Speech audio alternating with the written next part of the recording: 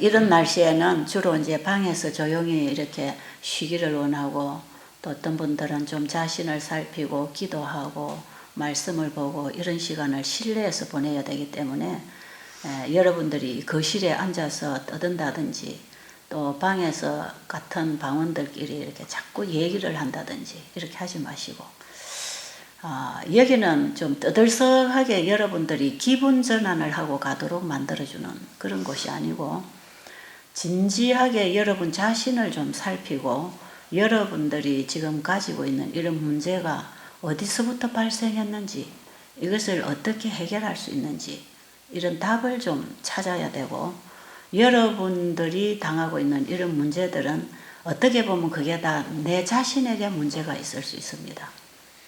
그리고 아무리 이것이 상대방으로부터 왔던 문제라 할지라도 내 생각이 어떠하냐에 따라서, 내가 이 사건을 어떻게 받아들이느냐에 따라서는 훨씬 짐이 가벼워질 수가 있고 해결될 수도 있는 것입니다. 그렇기 때문에 여러분들이 어떤 이런 건강 문제를 생각할 때에, 사람들은 주로 이제 몸에 나타난 질병만 생각하잖아요. 그런데 이 몸에서 나타내는 이런 반응들은 주로 우리의 정신적이고 영적인 이런 부분이 많이 작용하고 있는 것입니다. 그래서 사람은 영적인 부분과 정신적인 부분과 이 육체적인 부분을 떼어서 분리해서 다스릴 수가 없는 게 사람이에요. 그래서 사도 바울이 말씀하기를 우리의 영과 혼과 몸이 그리스도 강림하실 때까지 강건하게 보존되기를 원하노라 했을 때에, 여기는 우리의 영적인 부분과 또 정신적인 부분, 그 다음에 육체적인 부분, 이것을 통틀어 합쳐서 산 사람, 생명이라고 그러는 것입니다. 그래서 영혼, 살아있는 사람 이렇게 칭할 때에 이것은 영과 혼과 몸이 서로 결합되어 있는 존재. 그래서 우리 사람은 참 신비하게 창조되었고 아주 신비하게 우리의 몸은 형성되어 있고, 그렇기 때문에 사람의 몸은 사람으로만 알 수 있는 그 이상, 인간의 어떤 과학이나 어떤 생물학이나 우리 인간이 짚어서 이해할 수 있는 그 이상의 아주 신비한 구조로 만들어졌고, 그렇기 때문에 사람의 몸을 사람이 다스릴 수 없고 사람을 창조하신 하나님이 사람을 다스리도록 그렇게 되어 있기 때문에 우리가 하나님을 믿고 그 하나님의 말씀에 따라서 우리 자신을 다스릴 때에 거기에 회복이 있는 것입니다. 그래서 여러분들이 근본적인 건강을 회복하기 위해서 우리가 하나님의 말씀을 끊임없이 읽고 배우고, 우리를 만드신 분으로부터 공부하고 배우고 실천하고 살아갈 때에 여러분들이 원하는 건강을 얻을 수 있는 것입니다. 그래서 여기 오면 여러분들이 참 좋은 환경에 공기가 좋고, 정말 맑은 날에 우리가 이 자연 속에 가보면 얼마나 향기가 좋고 공기가 신선하고 땅에서도 얼마나 풀냄새가 진하게 들어오고 말이에요. 얼마나 향기가 짙은지 몰라요. 이 나뭇잎들이 햇살을 받아서 광합성 작용을 일으켜서 우리에게 산소를 일으켜줄 때에 그 산소를 마시면 우리 세포가 살아나거든요. 참 좋은 환경입니다. 여러분들이 여기 오셔서 그냥 여기 산책만 하고 잠자고 운동하고 이렇게만 해도 여러분들의 몸은, 세포는 굉장히 좋아합니다. 깨어나지요. 그런데 이제 그거보다 더 중요한 양식이 우리 사람에게는 필요하다는 것이죠. 사람은 결코 이렇게 육으로만 양식을 얻어먹고 살 수 있는 게 아니고 우리의 정신적인, 우리의 마음의 양식이 반드시 들어와야 되기 때문에 예수님께서는 사람이 떡으로만 사는 게 아니고 하나님의 입에서 나오는 모든 말씀으로 살 것이라고 말씀하셨어요. 그래서 사람을 만드신 그분이 사람이 뭘 받아먹어야 사는가, 이걸 너무나 잘 아셨기 때문에 원래 사람을 창조하시고 에덴 동산에 두셨다 그랬죠. 그런 환경 속에 우리를 살게 하셨고, 그 에덴 동산에 두셨을 뿐 아니라 우리가 먹어야 할 식물을, 음식을 지정해서 창세기 1장 29절에 이걸 먹으라고 그랬고, 우리가 또 그것만 먹어서 되는 게 아니라 하나님의 말씀을 먹고 살아야 되기 때문에 동산 중앙에 있는 모든 나무의 열매는 너희들이 먹되 선악을 알게 하는 나무의 열매는 먹지 말아라 하는 그 말씀은 우리가 하나님의 말씀만을 먹어야, 하나님의 말씀에 순종하는 그 믿음을 통해서만 우리가 영원히 살 수 있다 하는 것을 가르쳐 주신 것입니다.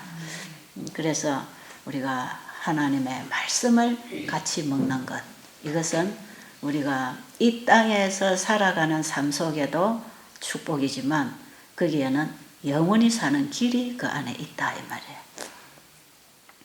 결국은 우리가 어젯밤에 말씀 들은 대로 이 영생이라고 하는 것은 예수님을 내 안에 영접하는 거기서부터 시작이 되는 것입니다. 아들이 있는 자에게는 생명이 있고 아들이 없는 자에게는 생명이 없다고 했을 때 그 생명은 그게 영생하는 생명이거든.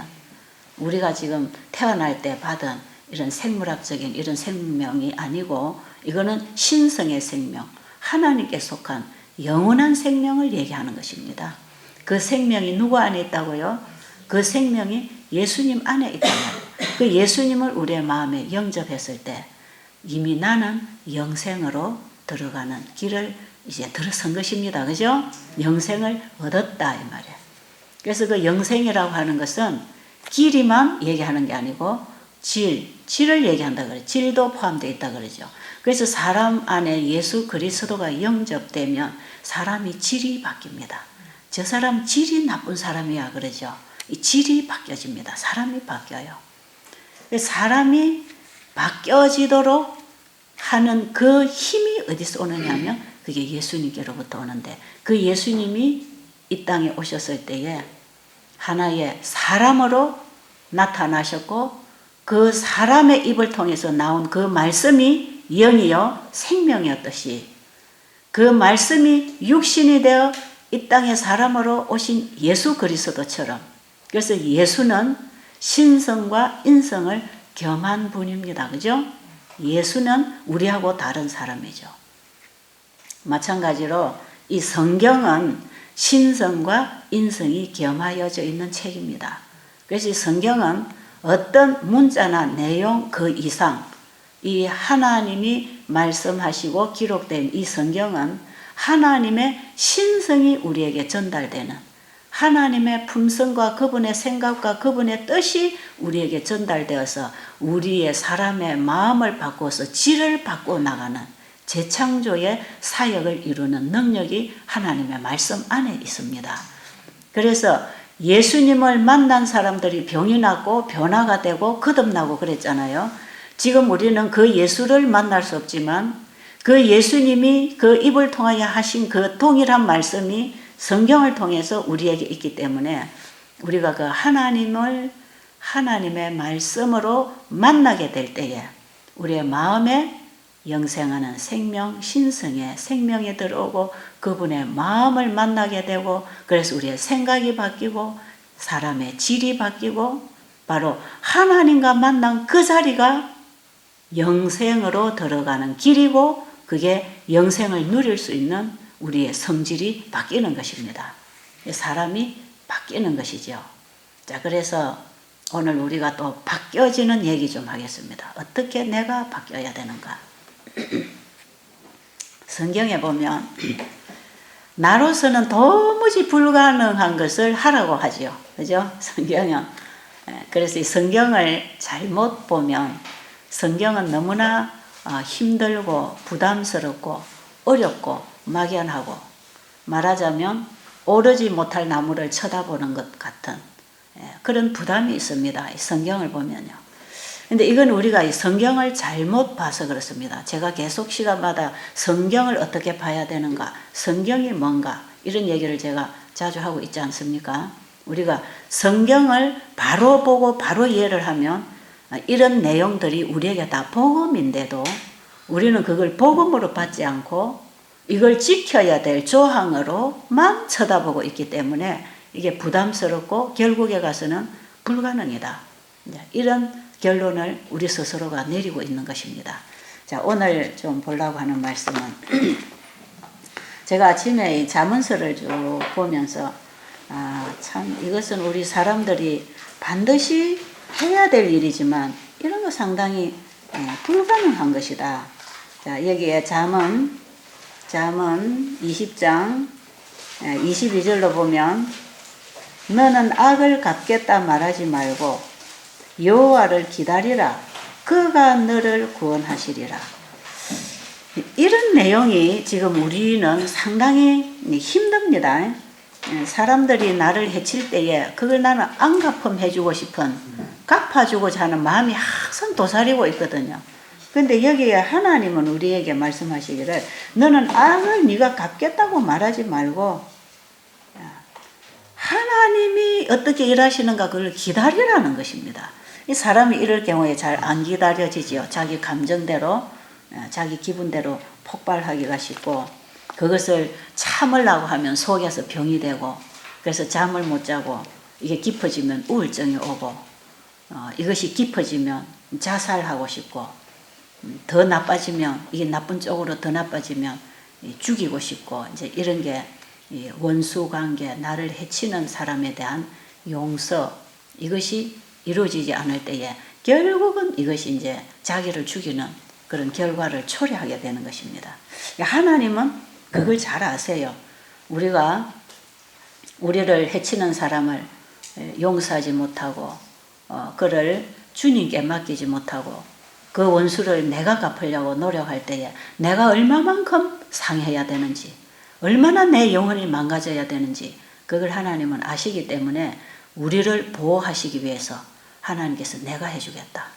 내가 해줄 테니까 이런 어려운 문제가 있으면 절대로 네가 하려고 하지 말아라.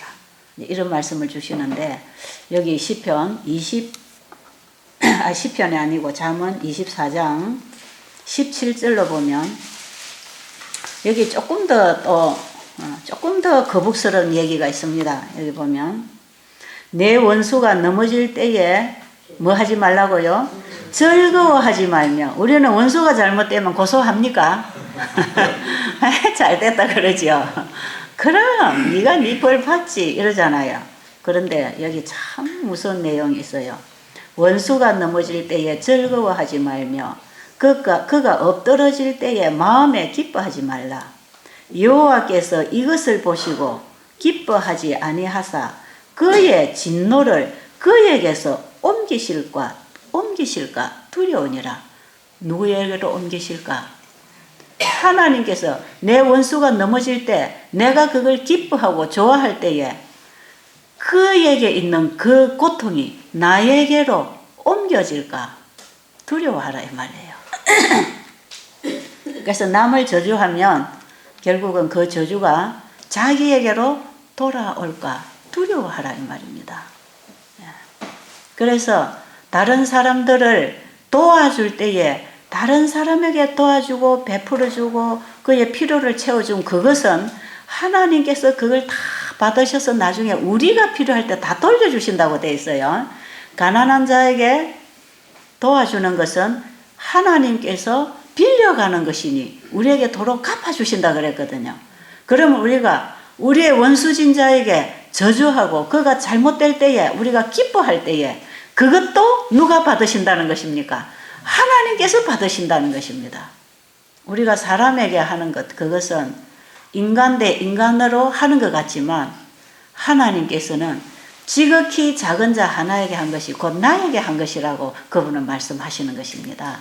그렇기 때문에 우리가 우리의 주변에 불쌍하고 병들고 연약하고 가난하고 이렇게 헐벗고 지친 영혼들이 있을 때 우리가 그들을 도와주고 동정해주고 그들에게 도움을 줬을 때에 그것은 하나님께서 그게 다 나에게 한 것이다. 그렇게 말씀하십니다. 그게 성경적입니다. 항상 성경은 성경에서 풀어야 된다 그랬죠. 하나님의 말씀은 여기저기 흩어져 있지만 이쪽에 있는 말씀이 저쪽으로 가보면 이런 의미가 있고 저런 의미가 있기 때문에 이 말씀을 하나로 고리로 다 연결을 해서 이렇게 다 해보면 하나의 구슬처럼 쫙 깨어져서 한마디의 말씀을 여러 가지 방법으로 풀어서 설명을 하고 있기 때문에 우리가 때로는 여기서 한 구절 읽고 저기서 한 구절 읽고 그렇지만 이걸 다 엮어보면 이게 하나의 얘기입니다. 그래서 왜 하나님께서는 가난한 자에게 구제하는 것은 하나님께 드리는 것이고 하나님께 빌려드리는 것이고 또 우리의 원수를 내가 갚으려고 그를 해치고 그가 잘못되기를 기도하고 우리가 그걸 원할 때에 그것이 왜 우리에게 도로 그게 오느냐. 결국은 우리가 다른 사람에게 어떻게 했느냐. 그것이 내 원수라 할지라도 다른 사람에게 한 것은 하나님께서는 하나님 자신에게 한 것처럼 간주하십니다. 아십니까? 그래서 예수님께서 마음을 다하고 뜻을 다하고 목숨을 다하여 주 너희 하나님을 사랑하고 내 이웃을 내 몸처럼 사랑하라 그랬잖아요. 이것도 하나입니다. 하나. 진정으로 하나님을 사랑한다면 하나님이 만들어 놓으시고 하나님이 구원해 놓으신 그 영혼은 하나님 자신처럼 소중하기 때문에 우리 각자를 하나님은 자기 자신처럼 취급하신다 이 말이에요. 그래서 내 자신이 하나님 앞에 하나님 자신처럼 취급받고 있다면 내가 미워하는 그 원수도 하나님이 보실 때는 하나님 자신과 같은 귀한 존재입니다. 아십니까? 그렇기 때문에 나를 해쳤다고 해서 그가 잘못되기를 원할 때 그가 잘못되면 그거로 인하여 우리 하나님이 마음이 아프시다 이 말이에요. 아십니까? 우리가 사람을 대할 때에 사람 관계 속에서 하나님을 만나는 것이고 사람을 도울 때에 그 도움의 손길을 통해서 우리가 하나님과 교제를 하고 있는 것이에요. 그래서 우리는 언제든지 사람을 통하여 하나님을 보고 하나님을 보면서 사람을 보고 하늘과 땅이 서로 연결되어 있기 때문에 하나님을 사랑하는 것은 이웃을 사랑하는 것이다. 그리고 하나님을 사랑한다고 하면서 이웃을 사랑하지 않는 것은 거짓말하는 것이다. 이것은 뭐냐면 하나님과 인간관계는 서로 연결되어 있다 이 말이에요.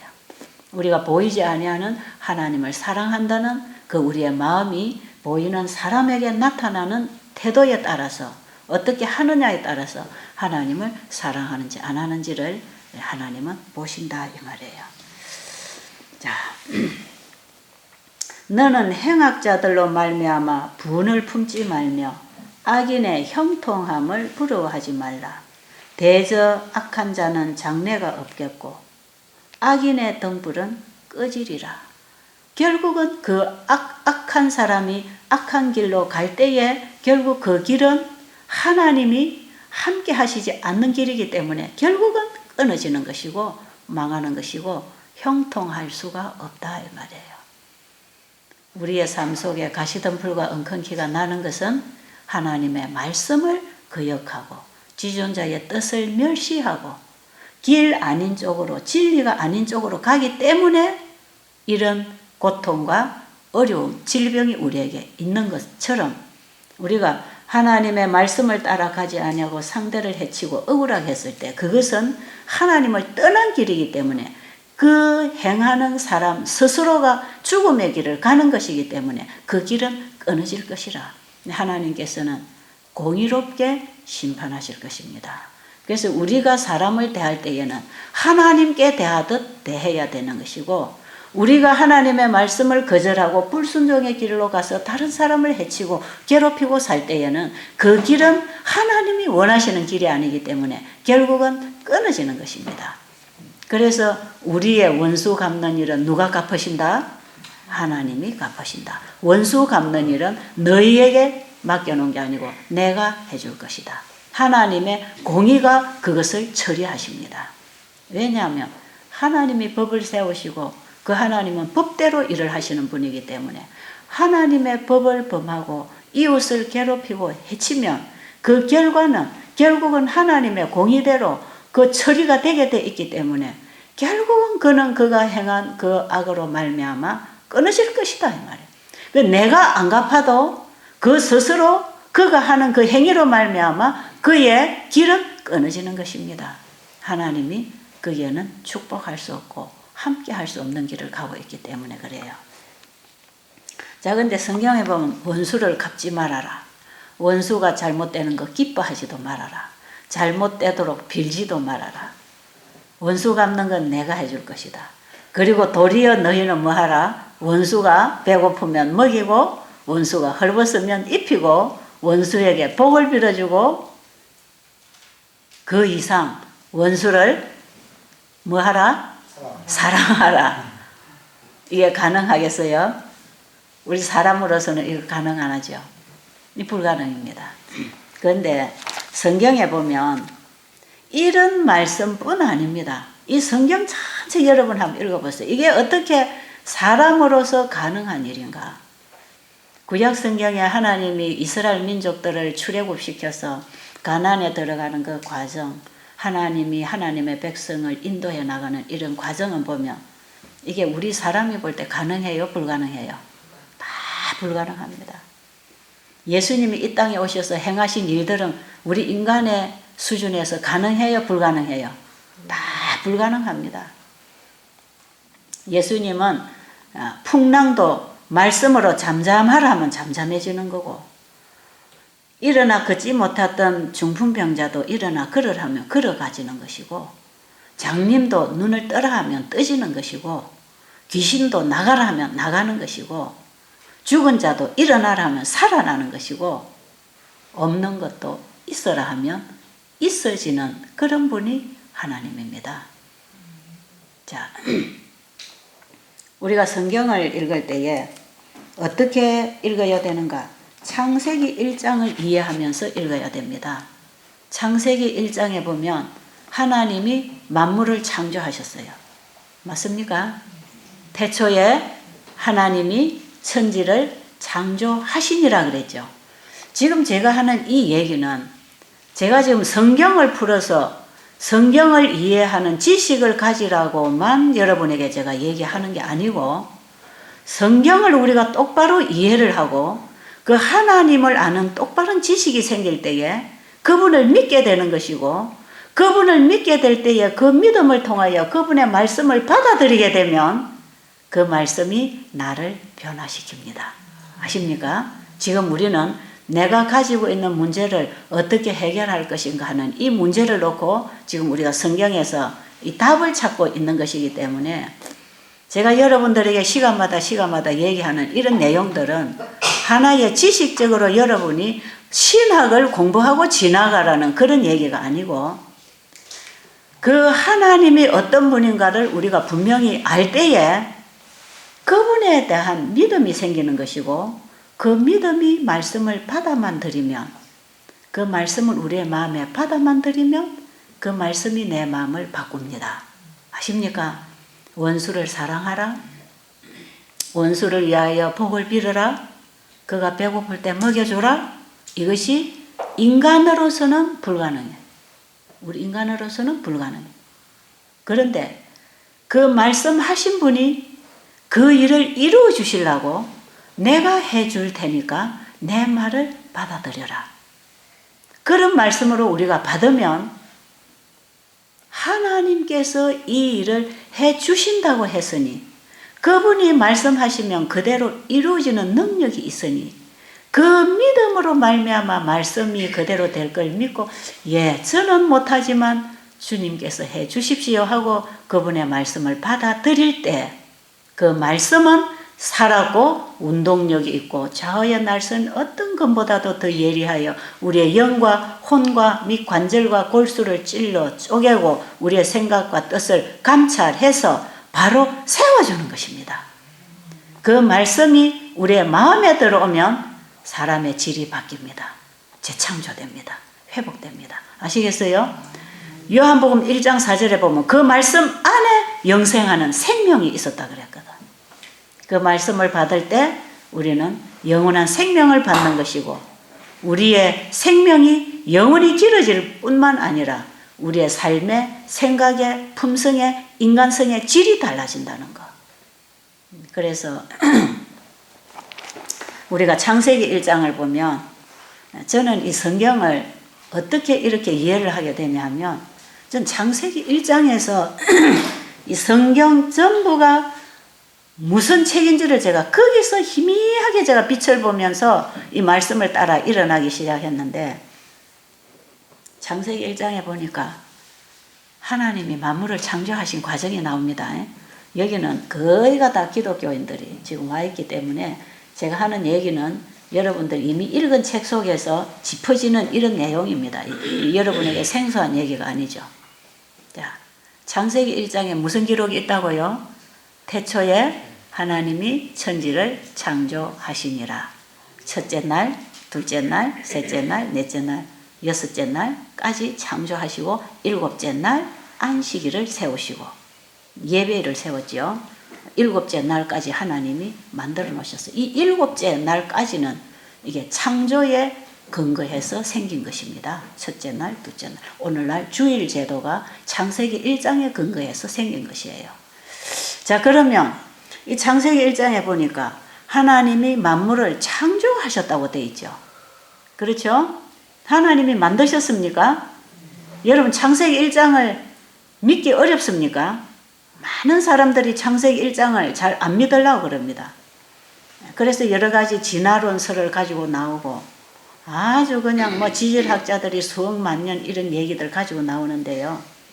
이 지질학적으로 지구의 수명을 잴 수 없습니다. 왜 그러냐면 노아 홍수 때에 이 지질에 큰 변동이 일어났기 때문에 이 지질학자들이 그들이 추적하면서 연대를 정하는 것은 그거는 자기들이 연구한 과학이지 성경적으로 이거는 맞지 않습니다.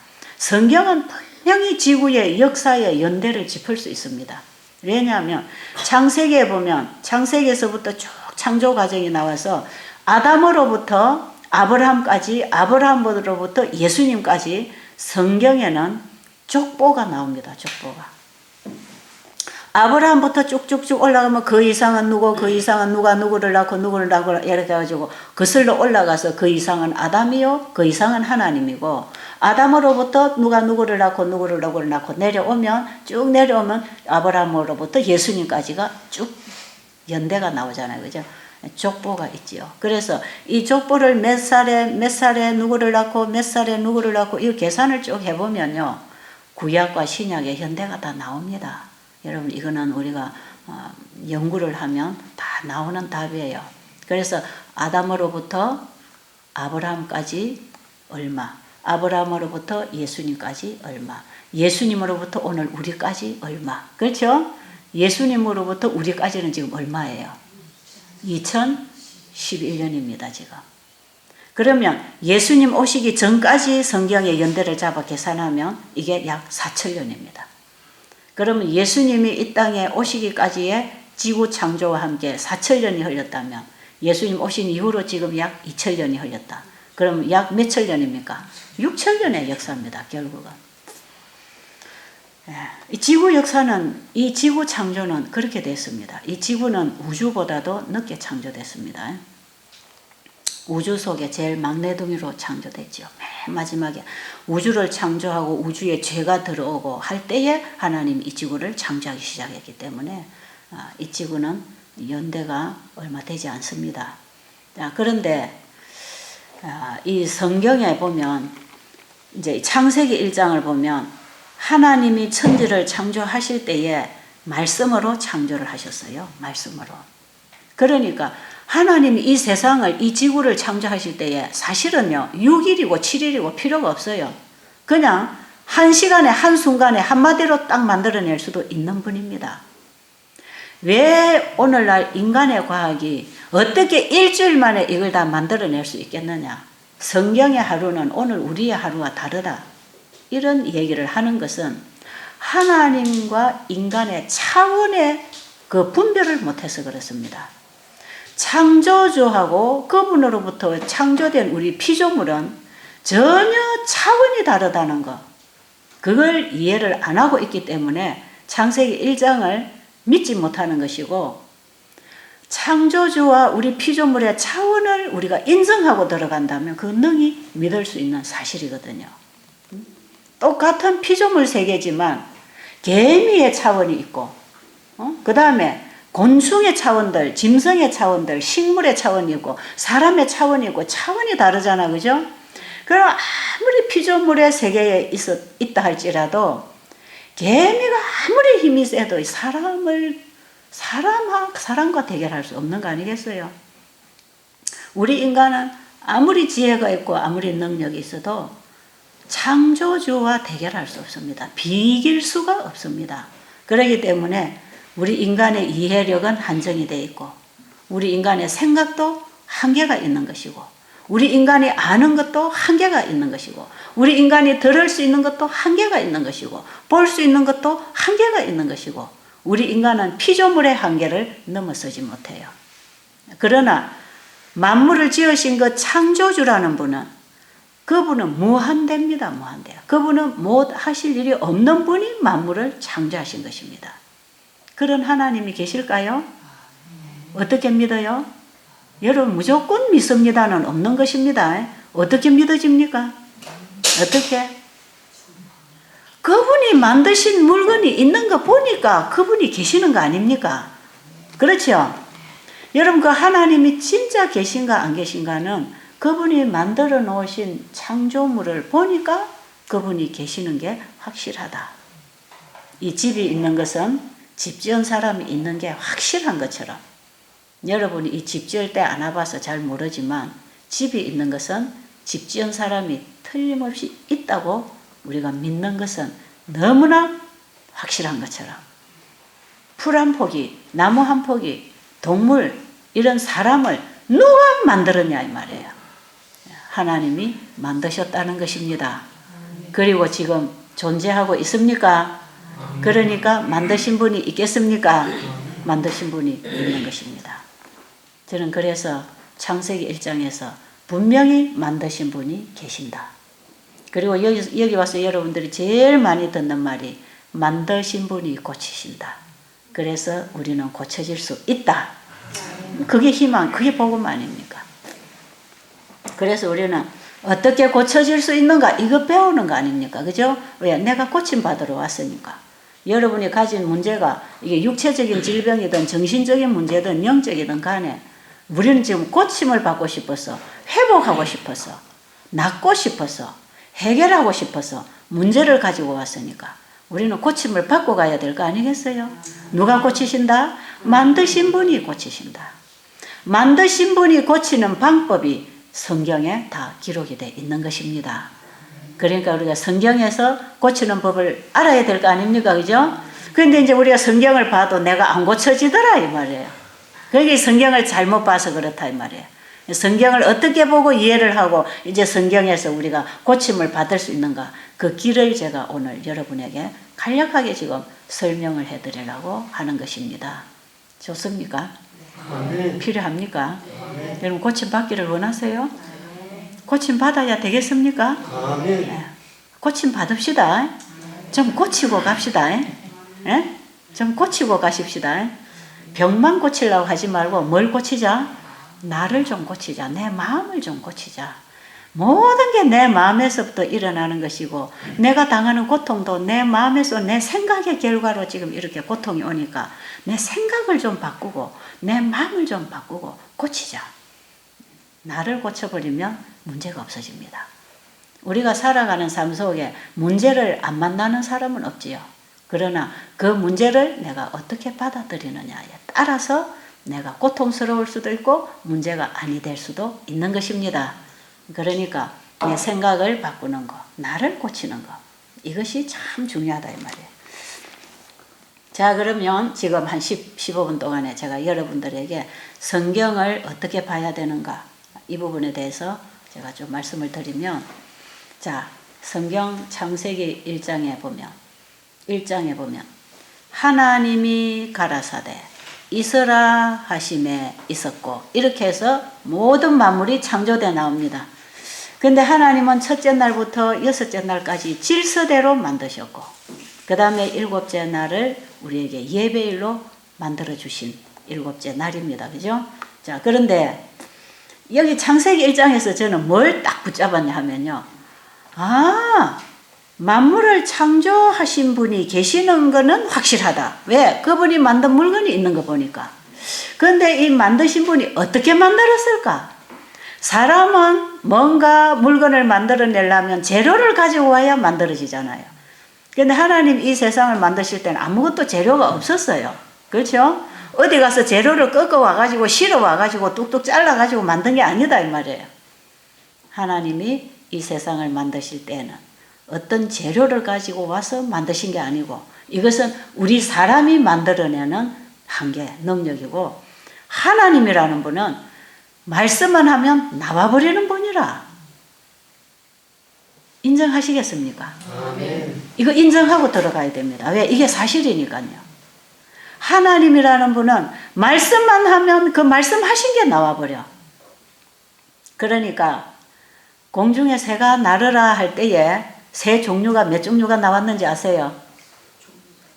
그거 모르지요? 여러분 다 모릅니다. 여러분 새 종류 다 안 봤잖아요.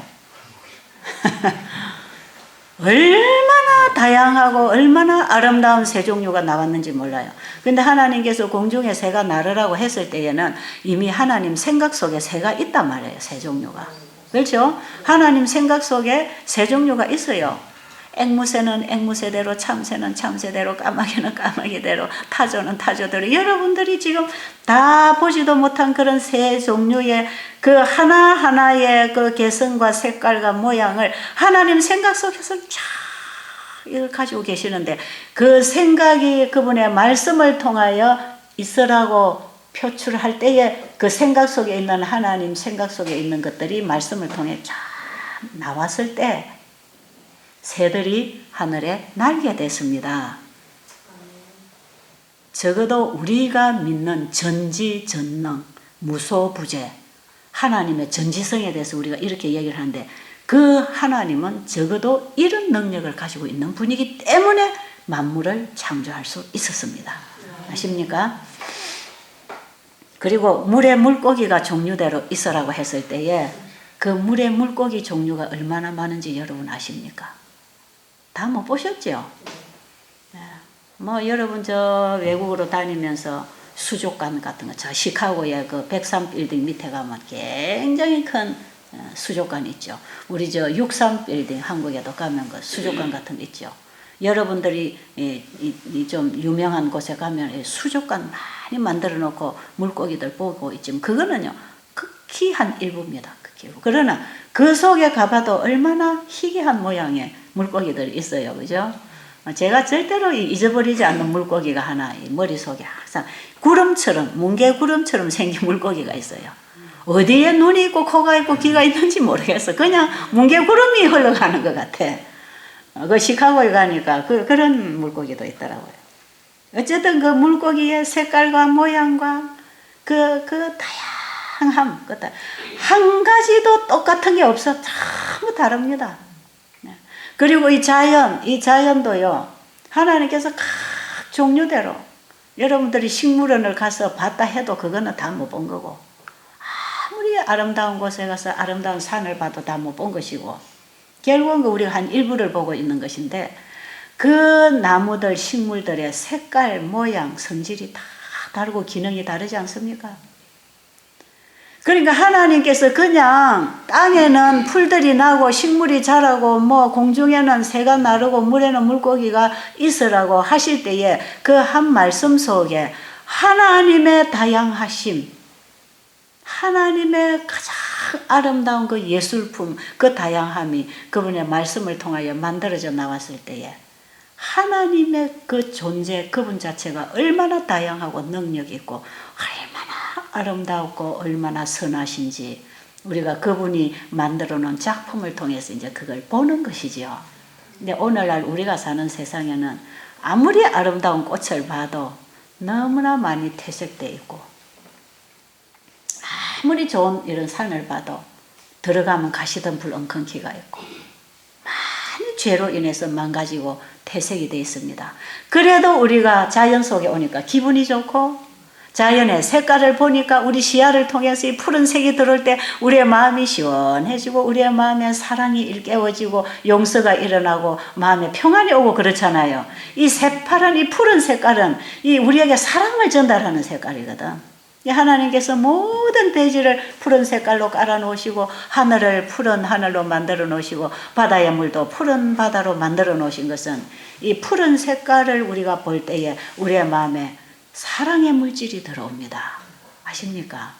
하나님께서 만들어 놓은 아름다운 꽃 모양, 색깔, 향기 이런 것들을 통해서 하나님의 품성, 그분의 사랑의 물질을 우리에게 전달해서 우리 사람으로 하여금 살아나도록 회복하도록 에너지를 주고 있는 것입니다.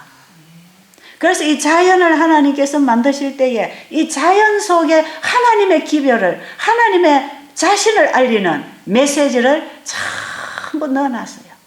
지금 우리는 그런 작품들을 많이 보지 못하고 누리지 못하고 우리가 이렇게 아주 지엽적으로 부분적으로만 알고 있는 것입니다. 그런데 창세기 1장에 보면 그 하나님이 천지를 창조하실 때 말씀으로 하셨어요. 말씀으로. 그렇죠? 하나님의 말씀은 뭔가? 하나님의 생각이 바깥으로 창조되어 나오기 위하여 하나님의 생각을 말씀으로 있어라 하심에 있었다 이 말이에요. 그러니까 하나님의 말씀 속에는 하나님의 품성과 하나님의 생각과 하나님의 능력과 신성과 하나님이 하시고자 하시는 일이 그 말씀 속에 포함되어 있는 것입니다. 그래요? 하나님의 말씀 속에는 하나님의 모든 하나님 속에 있는 것들이 우리에게 나타나는 거죠. 그럴 때에 말씀하심에 그대로 이루어졌다고 하는 것은 그 말씀 속에는 그 말씀을 이루는 창조의 능력이 있었습니다. 자, 오늘 아침에 여러분이 이거 잘 깨달으면요, 이제 성경을 보는 눈이 열리는 것이고, 오늘 아침에 읽은 이런 원수를 갚지 말고, 원수가 잘못되는 거 기뻐하지 말고, 원수가 배고프면 먹이고 용서하라는 이런 일이 어떻게 내 안에서 가능하게 될 것인가? 이제 이거 여러분이 창세기 1장에 창조의 능력을 이해하고 나면 이런 내용들은 너무나 쉽게 이해가 됩니다. 자, 좀 감을 잡았어요? 지금 여러분 뭔가 감을 하나 잡았습니까? 뭐 하나 짚었어요? 하나님이라는 분은 말씀하시면 그 말씀을 자신이 이루십니다. 자기가 한 말은 자기가 이루는 것이에요. 자기가 말해놓고 지키지 않으면 대책 없는 사람입니다. 하나님은 자신이 말씀하신 것은 자신이 이루십니다. 내가 한 말은 내가 이루겠다고 하는 약속이 성경입니다. 그래서 성경의 구약, 신약은 하나님이 나에게 맺어주신 언약 아닙니까? 언약.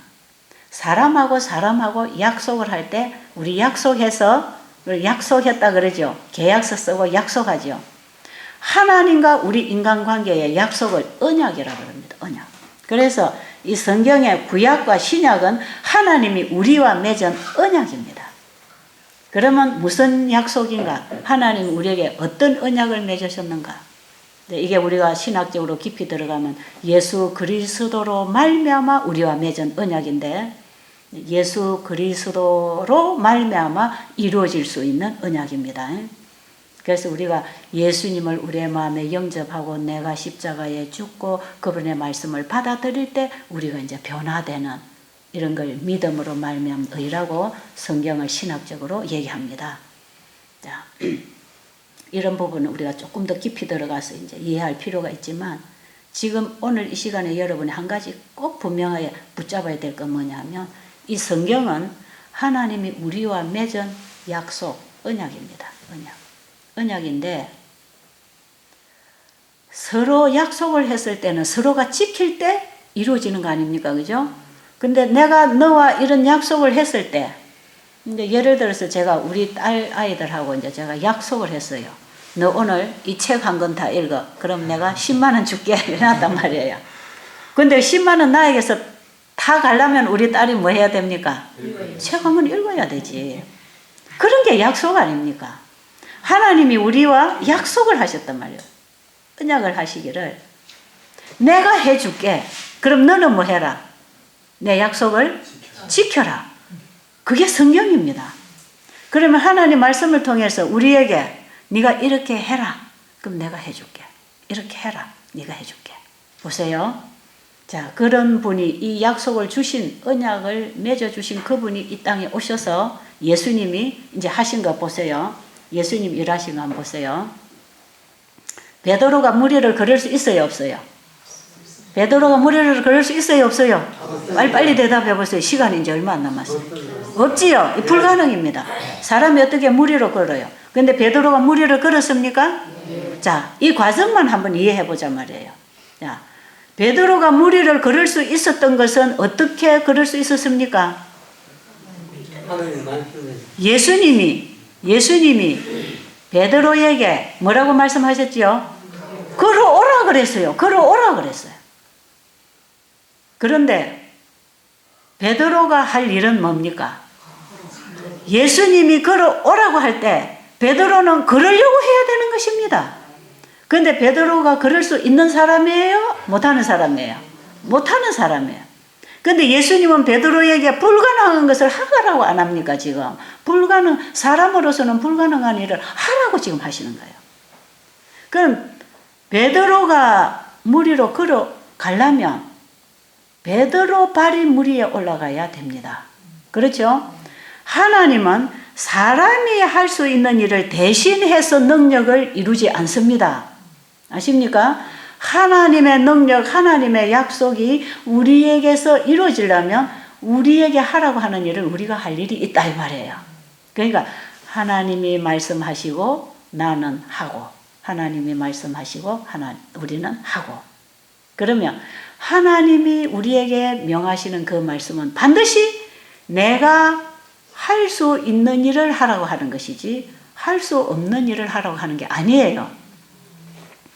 부모가 자식을 잘 아는데 자식의 능력에 따라서 일을 주지 자식이 못할 일을 부모가 시킵니까? 아니 5살짜리 아들을 보고 너 이웃집에 가서 쌀 한 가마니 메고 와. 그런 거 시킵니까? 부모가? 안 시킵니다. 그런데 부모가 늙어지고 자식이 힘이 세고 이제 더 장성하면 이웃집에 쌀 한 가마니 네가 가서 좀 메고 와. 그럽니까? 그럼 메고 올 수 있단 말이에요. 하나님이 우리에게 약속하실 때 우리가 반드시 해야 되는 거, 할 수 있는 걸 하라고 하십니다. 네. 자, 거기에 대한 믿음이 없어서 우리가 성경을 그냥 거절해버리는 것입니다. 자, 그러면 베드로에게 예수님이 무리로 걸어오라 그래요. 걸어오라고 할 때 베드로가 그 말씀에 의지해서 그 말씀을 따라서 발을 물 위에 올려놓으니까 올려졌습니까? 올려졌고 또 걸으니까 걸어졌습니까? 걸어졌어요. 그럼 무리를 걸어가는 겁니다. 베드로가. 그분과의 약속, 언약 관계 속에서만 되는 것이에요. 그리고 베드로가 나중에 그냥 교만해져갖고 와 내가 최고다 할 때 어떻게 됐죠? 빠졌잖아요. 자기가 할 수 있는 일이 아니었단 말이에요. 그게. 우리를 구원하시는 것은 내 쪽에 있는 게 아닙니다. 100% 하나님 쪽에서 하시는 일인데 우리가 협조해야 될 일이 있는데 그분의 약속을 지켜야 됩니다. 아십니까? 그분의 말씀을 받아들여야 돼요. 여러분이 신앙생활이 뭔가를 이해하고 가시기를 바랍니다. 자, 그래서 예수님이 중풍병자에게도 일어나 네 자리를 들고 걸어가라고 했을 때 중풍병자가 일어나려고 하니까 일어나셨더라 이 말이야. 그러니까 일어나 걸어가려면 누가 일어나야 됩니까? 자기가 일어나야 돼. 원수를 사랑하고 용서하려면 누가 해야 됩니까? 내가 해야 되는데 그는 내 스스로 할 수 있는 일이 아니고 해 주시려고 원수를 사랑하라 할 때에 하려고 마음을 열고 받아들여야 됩니다. 그분의 말씀을 따라 하려고 나를 열고 그 말씀을 받아들일 때 그 말씀이 내 마음에 와서 뭘 해준다? 사랑을 넣어주십니다. 원수를 사랑하라고 하신 그분의 말씀 속에는 원수를 사랑하는 마음을 담고 온다 이 말이에요. 그 말씀 속에는 하나님의 일을 담고 나온다 이 말이에요. 그러니까 그분의 말씀이 그대로 이루어질 걸 믿고 그 말씀을 받아들였을 때 내 안에서 이루어지는 것입니다. 그래서 원수를 쳐다보면 불쌍해요. 불쌍해요. 주님, 그가 하는 일을 그가 알지 못하고 하고 있습니다. 그를 용서해 주십시오. 그런 기도가 이제 나오는 것입니다. 그래야 내 마음이 편안하고 잠을 잘 수가 있고 오기가 다 사라지고 미운 마음이 없어지고 주님 앞에 가까이 행복해지는 것입니다. 여러분이 이렇게 기도하고 이렇게 하고 날 때 얼마나 행복하고 그 짐이 가벼운지 여러분 이거 안 해보면 모릅니다. 안 해보면 한번 해보세요. 어떻게 하라고요? 말씀하신 분이 이루실 것이니까 내 상태를 보지 말고 나의 불가능함을 그걸 주장하지 말고 말씀하신 분이 이루어질 것이니까 아멘 하고 예 그래 하겠습니다 하고 자기를 말씀 앞에 굴복하고 말씀을 받아들이는 순간에 그 말씀이 살았고 운동력이 있어서 우리의 영혼을 깨워서 변화시켜 줍니다. 이런 거 아멘이 안 되는 거 보니까 여러분 아직 공감이 안 되는 거예요. 여러분 이런 부분이 아멘이 딱 되는 순간에 여러분 뭐가 빛이 들어가요. 너무 심각해서 아멘이 안 되지요. 함부로 아멘이 잘 안 되는 내용이죠. 괜히 아멘 해서는 그건 별 가치 없어요. 진짜 이럴 때는 심각해야 그게 맞습니다. 과연 그런가? 그런데 이제 이걸 해본 사람은 아멘 된다 말이야. 아멘. 아직 안 해봐서 그래. 자, 해보실래요? 여러분 이거 문제 해결하고 가야 될 거 아닙니까? 집에 가서 또 원수 져갖고 또 평생 싸우고 살 거 아니잖아요. 그죠? 자 보세요. 여기 성경에 그렇게 돼 있어. 히브리서 4장 2절로 보면 그들과 같이 우리도 복음 전함을 받은 자이나 들은 바 그 말씀이 그들에게 유익하지 못한 것은 듣는 자가 믿음과 결부시키지 아니함이라. 이미 믿는 우리들은 저 안식에 들어가는도다. 여러분 이 무슨 말씀이에요? 다시 보세요. 이제 다 찾았지요? 자, 히브리서 4장 2절에 보면 그들과 같이 우리도 복음 전함을 받은 자이나 하나님의 말씀을 지금 제가 여러분에게 복음을 전하고 있지요. 그렇죠? 그럼 여러분도 이 복음 전함을 지금 들었습니까? 지금 제가 얘기하는 걸 들었죠? 그래도 여러분의 마음에 아직도 원수를 사랑하고 싶은 마음이 없어. 그거 왜 그런가? 보세요.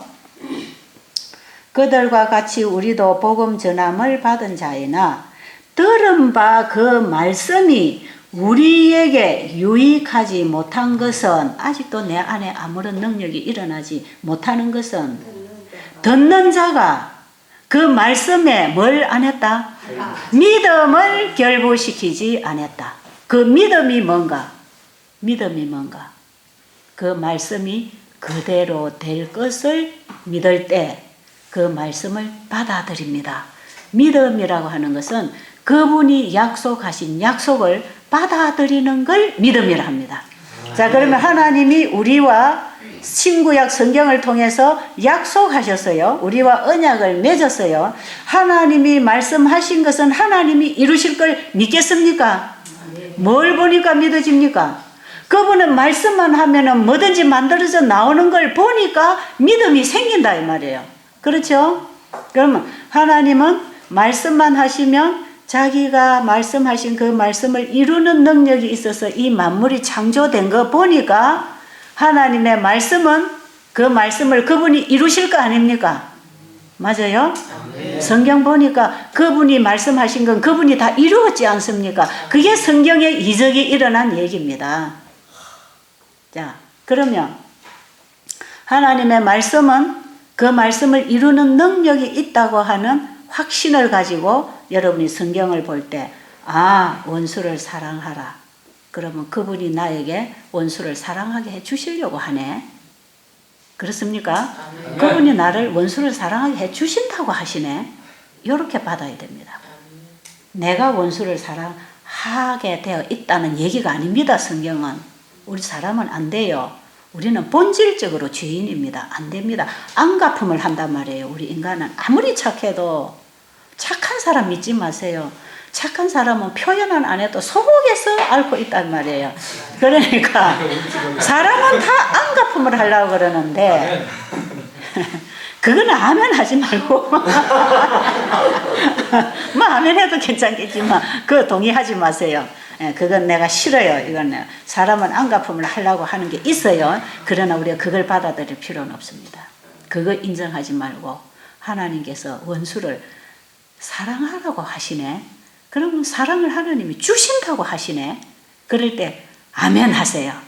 그때 아멘 해야 됩니다. 하나님이 나에게 원수를 사랑하라고 하실 때 아멘 해야 됩니다. 왜? 아, 그분이 사랑하게 해 주시려고 하시네. 그래서 그게 복음입니다. 아십니까? 그래서 이 성경이 복음이에요. 그래서 그분이 나에게 사랑하게 해 주려고 하니까 내가 받아들이면, 그런 마음에서 받아들일 때 그 말씀이 내 마음에 받아들여지는 순간에 사랑할 수 있는 마음이 생기는 것입니다. 그런데 왜 이런 말씀을 읽어도 이런 마음이 안 생기느냐 하면 그 말씀에 내가 받아들이는 믿음을 결부시키지 않기 때문에 그렇습니다. 왜 그 말씀을 받아들이는 믿음을 안 가지냐? 안 하고 싶어서 그래. 안 하고 싶어서. 그러니까 원수진 관계를 평생 갖고 있는 사람은 원수를 사랑 안 하려고 작정을 해서 그렇습니다. 왜? 그 원수를 좀 내가 용서해버리면 내가 손해볼 것 같아서 그런다 이 말이에요. 내가 이 원수를 용서해버리면 얼마나 억울하겠냐면, 그러니까 절대로 안 돼 이러고 있거든. 그렇기 때문에 안 되는 것인데 절대로 안 돼 하고 있는 동안에 누가 괴로우냐? 내가 괴로워. 내가. 아십니까? 내가 괴로워 미칩니다. 그러니까 하나님은 내가 그거 갖고 있으면 안 되는 줄 아시니까 내가 고쳐주마. 내가 고쳐주마. 만드신 분이 고치시는데 만드신 방법으로 고치십니다. 아십니까? 물건이 고장나면 만든 방법으로 고치잖아요. 하나님은 우리를 만드신 방법으로 고치시는데 말씀으로 고치십니다. 왜요? 만들 때도 말씀으로 만드셨으니까 얼마나 진리고 논리적입니까? 하나님께서 그렇게 일을 하셔요. 그래서 그 말씀을 믿음을 결부시켜서 받아들이면 그 믿음은 그분이 하신 말씀을 받아들이는 기능이 믿음입니다. 믿음이 변화를 시키는 게 아니고 그 믿음이 변화시켜 주겠다고 하는 하나님의 약속을 받아들일 때 그 말씀이 내 안에 오면 그 말씀으로 살게 행하게 하십니다. 그래서 그 말씀이 나를 통하여 이루어집니다. 이게 재창조고 고침받는 길입니다. 이해하셨죠? 자, 그러니까 우리가 하나님 말씀을 아무리 들어도 내 안에 아무 유익이 없는 것은 그 말씀을 듣는 우리가 그 말씀에 믿음을 결부시키지 않고 믿음으로 화합하지 않기 때문에 그 말씀이 내 안에 와서 역사를 못해.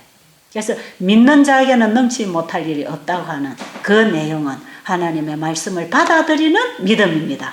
아십니까? 네. 하나님의 말씀을 받아들이는 믿음으로 마음의 말씀이 들어오기만 하면, 씨가 땅에 들어가기만 하면 씨의 유전자가 씨가 가지고 있는 그 모든 작용을 하면서 나무를 일으켜내는 것처럼 하나님의 말씀이 우리의 마음에 받아만 들여지면 그 말씀을 이루십니다. 그래서 원수를 사랑하라 하면 사랑이 되는 것이고 이웃을 내 몸처럼 사랑하라 하면 내 몸처럼 사랑이 되는 것이고 그 다음에 무리로 걸으라 하면 걷게 되는 것입니다. 우리의 삶을 하나님의 말씀에 따라서 순종하고 걸어갈 때 베드로가 무리를 걷는 것과 같은 능력이 우리의 삶 속에서 역사하는 것입니다. 자, 오늘 길을 조금 찾았습니까? 이제 성경을 이렇게 봐야 돼. 하나님을 이렇게, 성경을 여러분이 이렇게 보고 하나님을 그렇게 믿을 때 이제 우리에게 이 성경이 전부 다 적용이 되고 이루어져서 성경이 현실로 우리의 삶 속에서 이루어져서 말씀이 육신이 되는 능력을 경험하고 살 때 이것이 이 땅에서 영생이 시작된 것입니다. 아십니까? 이것이 곧 영생입니다. 원하십니까? 여러분 꼭 그렇게 길을 찾고 가시기 바랍니다.